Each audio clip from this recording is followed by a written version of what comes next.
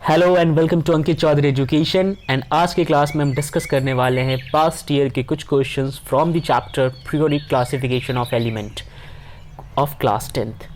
तो जिन बच्चों ने भी इस सीरीज़ को अभी अभी फॉलो करना शुरू किया है, आई recommend them to watch all the videos related to this chapter based on past year discussion, so that you guys get better understanding how we proceed regarding this chapter, as well as you have fair enough idea how to solve all those questions belonging from this chapter. So without wasting any more time, let's get further straight into this series and discuss the first question, which is choose the following 6, 8, 10, 11, 14। ये आपके पास कुछ elements के atomic number हैं, और अगर आप यहाँ पे ध्यान से देख रहे हो तो आपको समझ आएगा 6 रिप्रेजेंट करता है कार्बन को, 8 रिप्रेजेंट करता है ऑक्सीजन को, 10 रिप्रेजेंट करता है नियोन को, 11 करता है सोडियम को एंड 14 करता है सिलिकॉन को।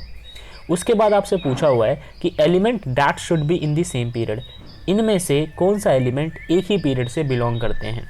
तो अगर बात की जाए पीरियड के सिलेक्शन के बारे में, तो हमें इतना आइडिया होता है कि जब भी कोई एलिमेंट पीरियड से बिलोंग करते हैं आपस में कंपैरिजन के बेसिस पे, तो उनके शेल्स सेम होते हैं। मान लीजिए कि हमारे पास एक ए नाम का एटम है और एक बी नाम का एटम है। अगर ये दोनों ही एक ही पीरियड से बिलोंग कर रहे हों तो इन दोनों के पास जो एटॉमिक शेल्स होते हैं वो सेम होंगे, उनकी क्वांटिटी सेम होंगी। तो आप सबसे पहले इनका इलेक्ट्रॉनिक कॉन्फ़िगरेशन कर लिए ताकि आपको एक आइडिया डेवलप हो जाए आगे के भी क्वेश्चंस करने के लिए। तो आइए करते हैं इलेक्ट्रॉनिक कॉन्फ़िगरेशन। सबसे पहले अगर हम बात करें जो कि जिसका एटॉमिक नंबर 6 था, विच वॉज आवर कार्बन, तो आपको इतना पता होगा कि कार्बन के केस में अगर आप करने बैठोगे इलेक्ट्रॉनिक कॉन्फ़िगरेशन तो केवल 2 शेल बनता है। पहले वाले में 2 इलेक्ट्रॉन फिल कीजिए और दूसरे वाले में 4। समझ गए इस बात को।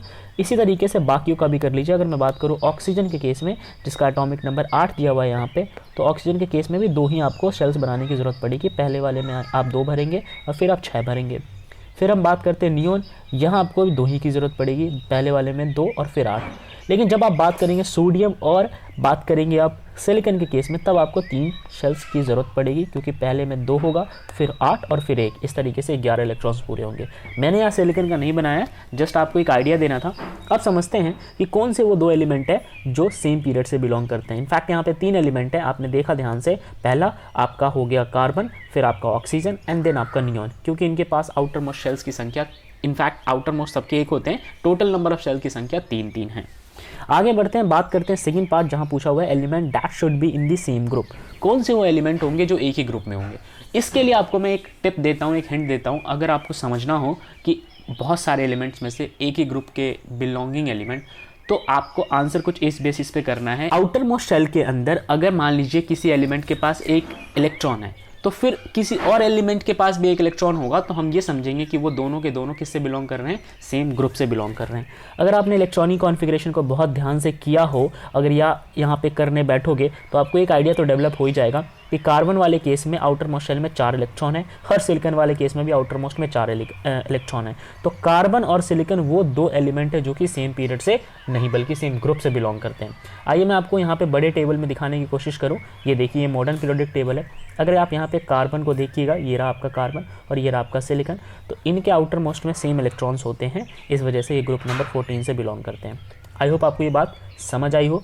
चलिए आगे बढ़ते हैं, डिस्कस करते हैं नेक्स्ट क्वेश्चन, जहाँ से बोला हुआ है an element X belong to third period, यानी कि तीसरे पीरियड से बिलोंग करता है अपना एलिमेंट एक्स, और उसका ग्रुप नंबर है 17 ऑफ द पीरियोडिक टेबल। आपको बताना है इसका इलेक्ट्रॉनिक कॉन्फ़िगरेशन, वैलेंसी, और आपको अपने आंसर को जस्टिफाई करना है एक प्रॉपर रीजन के साथ। बहुत आसान सवाल है। अगर वो तीसरे पीरियड से बिलोंग करता है और 17वें ग्रुप से बिलोंग करता है, तो एलिमेंट पहचानने में आपको समस्या नहीं आनी चाहिए। आप ध्यान से देखिए, पहला पीरियड ये होता है, दूसरा ये होता है और तीसरा ये होता है, और ग्रुप है 17। तो तीसरे पीरियड और 17 ग्रुप में अगर आप ढूंढने बैठेंगे तो ये 17 ग्रुप, यानी कि आपके पास जो एलिमेंट होगा वो एलिमेंट यहाँ पे क्लोरीन निकल के आएगा। ठीक है, इतना आपको समझ आ गया। तो इस तरीके से क्लोरीन हमारा ग्रुप 17 का एलिमेंट हो जाता है। अब जब क्लोरीन की बात की जाएगी तो आपको एटॉमिक नंबर का आइडिया लग गया होगा, क्योंकि ग्रुप भी 17 है और उसका एटॉमिक नंबर भी 17 है। तो हमें ग्रुप पे फोकस नहीं करना, हमें फोकस करना है उसके एटॉमिक नंबर पे। तो यहाँ पे मैं लिखता हूँ क्लोरीन, जिसका एटॉमिक नंबर है 17। कीजिए इलेक्ट्रॉनिक कॉन्फ़िगरेशन, 2, 8 और 7 इसका इलेक्ट्रॉनिक कॉन्फ़िगरेशन हो जाएगा, यानी आउटर मोस्ट में होंगे 7 इलेक्ट्रॉन, जिसके कारण उसको 1 की रिक्वायरमेंट होगी। तो 1 इलेक्ट्रॉन क्या करेगा, वो 1 इलेक्ट्रॉन करेगा गेन, गेन करने के कारण वो बन जाएगा नॉन मेटल। तो ये कुछ खास बात है। इलेक्ट्रॉनिक कॉन्फ़िगरेशन भी डिस्कस कर लिया हमने और वैलेंसी भी डिस्कस कर ली हमने, और हमने प्रॉपर रीजन के साथ इसके आंसर को जस्टिफाई किया। क्या जस्टिफाई किया, यहाँ पे आप पढ़िए ज़रा कि it has atomic number 17 and therefore electronic configuration will be 2 8 and 7।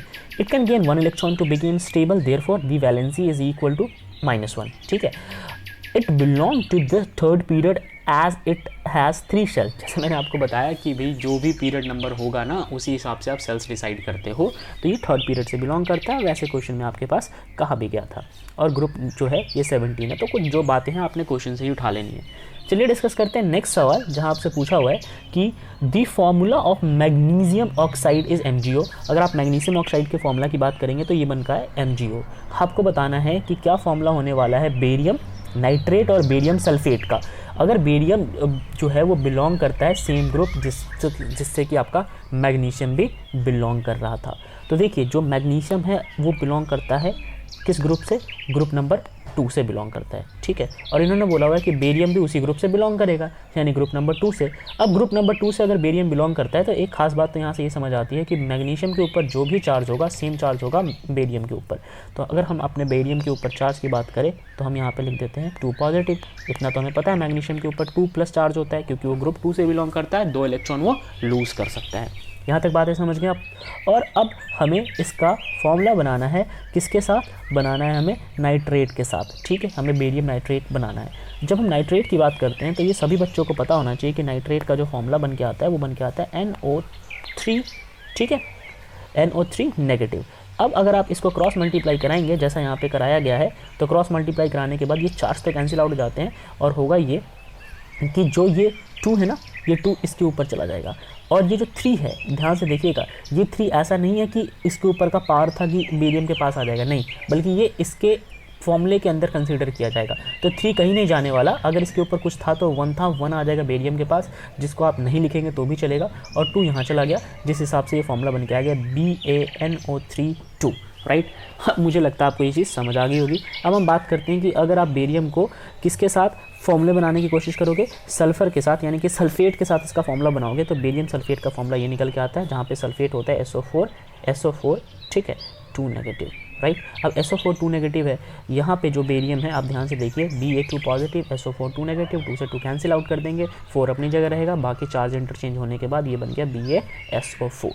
आइए डिस्कस करते हैं नेक्स्ट क्वेश्चन, जहाँ आपसे बोला हुआ है चूज़ फ्रॉम दी फॉलोइंग। दिए गए में से आपको कुछ चीज़ें निकाल के बतानी है, चूज़ करना है। क्या चूज़ करना है, देखिए आपके पास बहुत सारे एलिमेंट है, जैसे कि यहाँ पे कैल्शियम है, लिथियम है, सोडियम है और नियोन है, और उनके रेस्पेक्टिव एटॉमिक नंबर भी यहाँ पे मेंशन है। अब आपसे बोला हुआ है कि an element having 2 shell completely filled with electron, वो एलिमेंट ढूंढ के बताइए जिनके 2 शेल पूरी तरीके से इलेक्ट्रॉन से फिल हो। तो अगर मैं यहाँ पे नियोन की बात करूँ, ठीक है, तो नियोन हमारा आंसर हो जाएगा। और किस तरीके से नियोन आंसर होगा, देखिए नियोन का एटॉमिक नंबर जैसे यहाँ पे लिखा हुआ है 10 होता है, अगर आप इलेक्ट्रॉनिक कॉन्फ़िगरेशन करेंगे तो 2 8 हो गया, काम खत्म।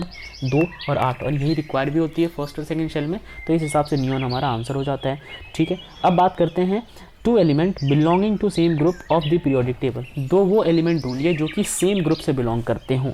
तो जैसा आपको मैंने पहले बताया था कि सेम ग्रुप से बिलोंग करने का क्राइटेरिया ये होता है कि आउटर मोस्ट में जो इलेक्ट्रॉन की संख्या होती है वो एक जैसी होनी चाहिए।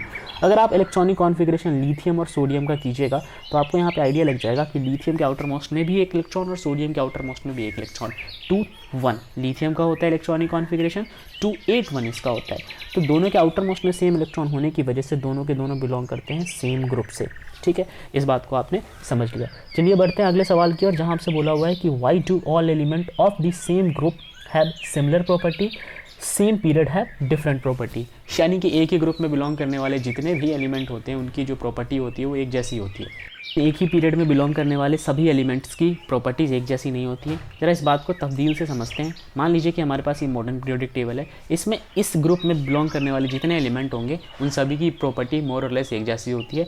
मगर अगर आप एक पीरियड की बात कर लीजिए, कोई भी पीरियड सेलेक्ट कीजिए, मान लीजिए ये वाला पीरियड आपने सेलेक्ट किया, पीरियड नंबर 4, तो यहाँ पे जितने भी एलिमेंट्स होंगे ना सभी की प्रॉपर्टी एक दूसरे से वैरी करेगी। कोई केमिकली मेटल होगा, कोई नॉन मेटल होगा, कोई मेटलॉइड होगा, कोई एक्टिव होगा, कोई नॉन एक्टिव होगा, कोई रिएक्टिव होगा, कोई ऑक्साइड्स बनाएगा, कोई नहीं बनाएगा।